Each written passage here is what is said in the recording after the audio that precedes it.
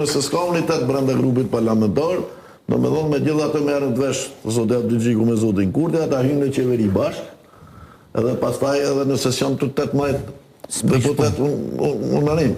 Edhe pastaj vesh për president do të krijohet problem. Por mu më duket që me sonte mundësia është shumë e madhe që të kemi koalicion midis LDK-s dhe VV-s për qeveri. Çështja është për president, se për qeveri si duhen edhe 18 deputet, siç duket. Si duhet asnjë?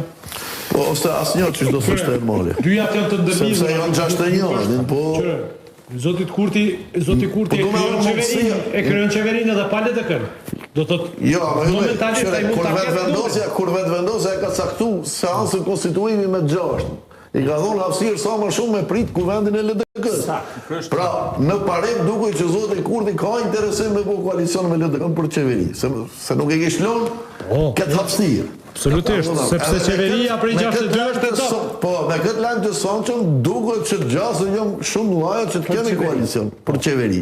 Çështja është e presidenti, pastaj apo reflektohet me 18 që në grup parlamentar, se për qeveri mas çiti rezultatit po duket që çështja është edhe çka kërkon LDK-ja, jo vetëm kuptimin e posteve, por këta kanë pas disa kritere parime, se pak e kanë pas para kuvend. Tash ai insistojnë to ajo, nëse tash LDK nëse hin në qeverisje, duhet më dok sikur i fitoj disa prej atyre që i kanë ngrit.